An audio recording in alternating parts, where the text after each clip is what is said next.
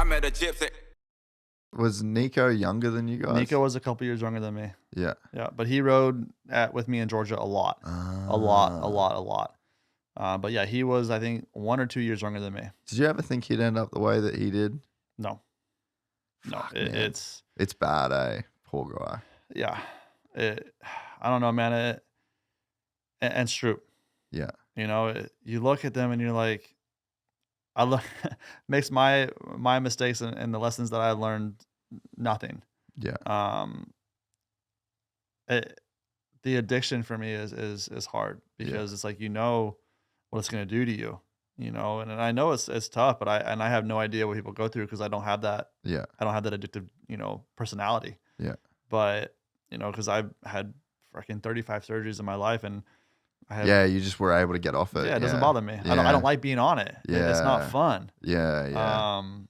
It is just a different thing, dude. Yeah. Like some people just love the feeling of being fucked up. I don't get it. You know, and like the people who take the time to smoke the weed, it's like that's too much freaking work, man. it's too much work. Yeah, what did you say when you walked in? You were like, someone's really doing the weed. I'm like, well, you're not a stoner, are you? No, and the funny thing is, you know, when I hit my head, I guess I told the doctor that I was smoking the bong earlier, and Hanson was happened to be there, I guess. And Hanson's like, he doesn't smoke, because I had never smoked before, you know, and it was one of those things. I'm not saying I do a lot now, but I tried it because of my brain injury. Yeah, it's actually very good for. So I tried it, but me coming off the high was no, I couldn't do it. Yeah, and I don't enjoy it. It's not fun for me. It takes too much work, and I get nothing out of it. Yeah, and I go to sleep. Yeah, so I might as well just go to sleep. Yeah, CBD all day long. But no, Nico and Stroop, no, that one caught me off guard because I've known them obviously my whole life. Yeah, and those ones were rough, especially Trevor Doney, who passed away a couple years ago as well. He was amateur and he got mixed up into, you know, really, really, really bad addiction. Yeah, and OD'd a few years ago and passed away. No shit. And he was friends with you know, Nico, and he was friends with Stroop, and so it's maybe that era. You know? But it's tough, you know, just like Josh Lichtel. Yeah. You know, and you know, you can say what you want, you know, and I raced Josh. Well, that's another one that was amateur. Yeah. You know, so I talked to him on the line the race that he passed away. No way. Yeah. I hadn't seen him in years. And he showed up on the line. I'm like, dude, what up, Josh? It's been forever. You know, because we used to hang out all the time at MTF and GPF. And I hadn't seen him, saw him on the line. And I was pumped to see him around, you know, and then that was the last time I talked to him. No way. So, and I don't know. I know he had a heat stroke. I know that, and it's a bummer. You know, it sucks, but you know, he was an addict as well. So I never knew he was having problems like that. I don't know if he still was or not, but I know he was. So Yeah. his system was still probably fucked up by the time he was racing. Yeah. But it's just things like that, man, it's like shit wreaks havoc on your body. Yeah. You know, and Billy, his brother, you know, I did a camp with him for a Josh Lichtel, you know, memorial camp, whatever. And, you know, I've known Billy and his family forever, Lichtel. So, you know, so that was cool to be around them, but, hands down, talking to Josh and seeing him he looked good before he died. You know what I mean? He looked sober. He looked clean. Yeah. It's a bummer that he died. Yeah. You know, then you have Nico, who prison again. Well, I heard he did fentanyl not too long ago and OD'd on fentanyl. Yeah. I actually, someone told me on the weekend, not to speak too out of school, but someone said on the weekend, it's like not great. And I was like, fuck. He got out and he was good again. Now he's back in. And then, you know, I talk to Shooter once in a while, but it's just crazy that the addiction in my era is that stuff where the old, the old era was, you know, white and green and everyone's still fine. Yeah. You know, it's mind blowing. Yeah. You know, you had your white side and you had your green side, and those people are still 100% fine today. Yeah. So, but you get into the opioids and dude, it's gone. Yeah. Gone. Yeah, that stuff is not cool. No. And it's like, but it is hard to, some people just have that personality, you know, like that you just can't give them shit. You just can't give them anything. No. They're fine being in that druggy zoned out, kind of like and fucked up, it's and they're cool with being in that place, and it's just like they're the guys. I'm sending it to Julian. It's mind blowing to me. Um, that you can be a professional athlete and get addicted to something like that. And Yeah, because you're just so used to your body being like this high performance thing. yeah, I get alcohol is another. I get that's an addiction as well, but people can get addicted to it. I understand that. You know, I had alcoholics in my family, bad. I still, if you told me right now that I could not have another drink for the day for the rest of my life, it wouldn't bother me. Yeah. You know, I don't need. I only did it back in the day because it was fun to be around, you know, and have fun. But you know, I don't have that Yeah.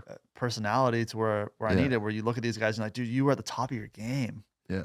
You know, like you were at the top of your game, and you get hurt, and you let a pill ruin your entire life. Yeah. You know, and it's like you couldn't get a grasp on the fact that you needed to stop and get through this, you know, whatever it takes to get through to get sober again. Yeah. Even for a month, you couldn't do it. You could have turned your life around real fast. Yeah. But not my thing, not my deal. Yeah, no, I Yeah. mean, fuck, I don't get it. Like, I definitely get the addiction.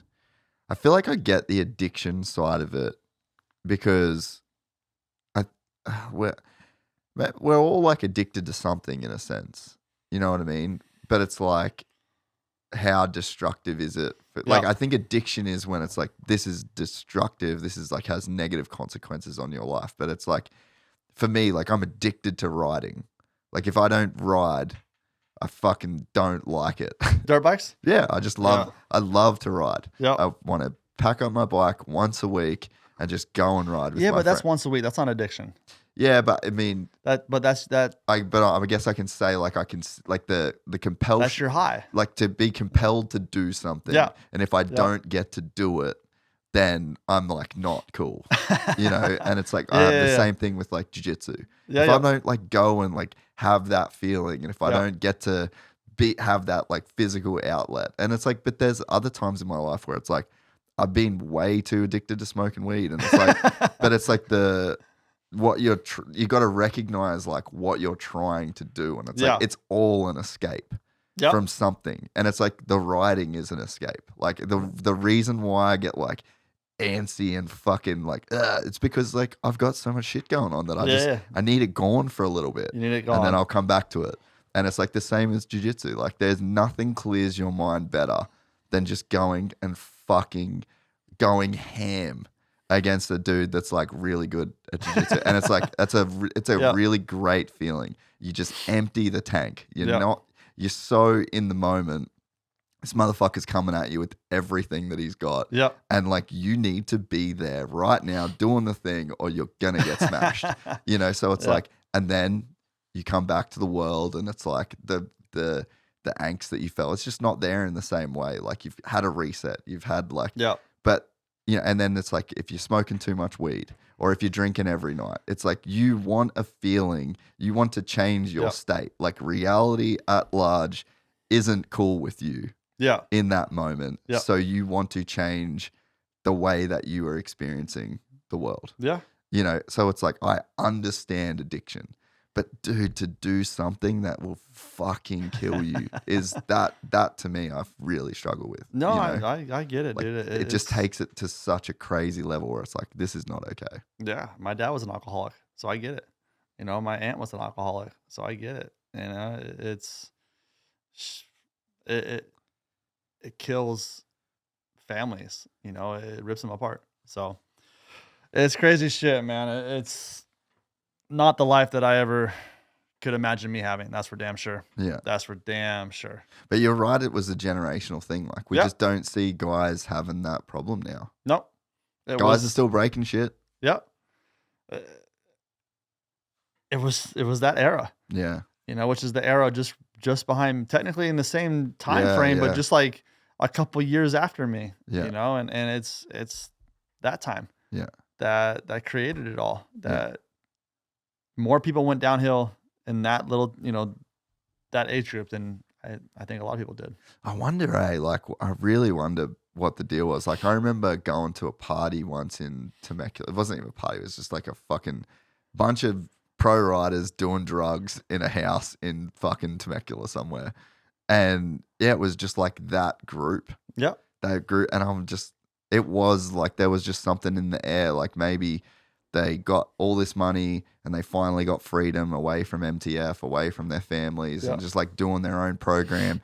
That's the thing that was on offer. That's what everyone was doing. And yeah, like you said, back in the day, like, you know, doing coke and doing like those guys smoking weed and shit. It's like that's what everyone was doing then. It's like the seasons, and you just get so fucking unlucky that you're that guy in that time. Pretty much. That's kind of all it is, you know? Because that era before us, like I said, they're still all around and doing great.